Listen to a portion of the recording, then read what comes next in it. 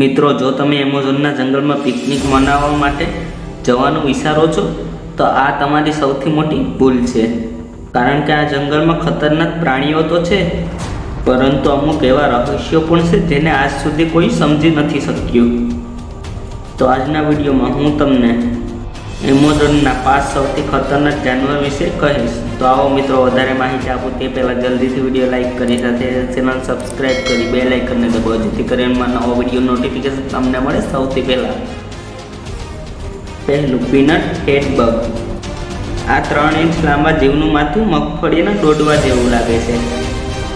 આનું મોઢું આને બીજા જીવોથી બચવા માટે મદદ કરે છે. આના મોઢાના કારણે વધુ પડતા જાનવર આને ગરોળી સમજે છે, અને ગરોળીને કોઈ જાનવર ખાતું નથી, જેના કારણે તે 90% શિકાર નથી બનતો. બીજું, ડિપોય સ્પાઈડર.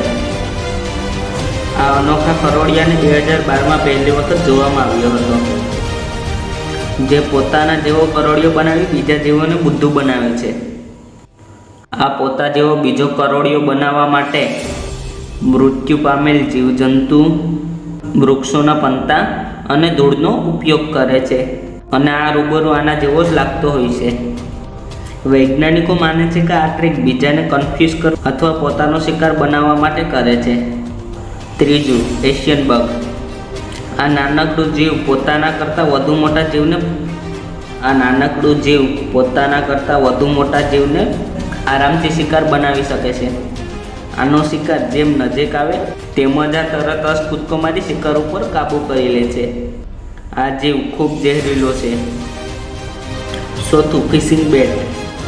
એમેઝોનના જંગલમાં જોવા મળતું આ સામાછીડિયું સામાન્ય સામાછીડિયા કરતાં અલગ છે. આના શરીરમાંથી અજીબ દુર્ગંધ આવે છે. આના પાંખોની લંબાઈ 12 ઇંચ જેટલી હોય છે, જ્યારે સામાન્ય સામાછીડિયાની પાંખોની લંબાઈ 8 થી 9 ઇંચ હોય છે. આ ખૂબ ઝડપથી અને ઊંચા ઉડે છે. મિત્રો, અંતે 5મા ક્રમે આવે છે ગ્રીન એનાકોન્ડા. આ ગાય, બકરી અથવા મનુષ્યને આરામથી ખાઈ શકે છે. આ પાણીમાં ખૂબ ઝડપથી તરી શકે છે, પરંતુ જમીન પર આની ગતિ ખૂબ ધીમી હોય છે. આમાં કોઈ જાતનું ઝેર નથી હોતું, તેમ છતાં આ કોઈ પણ જીવનો શિકાર આરામથી કરી લે છે. મિત્રો, ગ્રીન એનાકોન્ડા દેખાવમાં ખૂબ સુંદર હોય છે.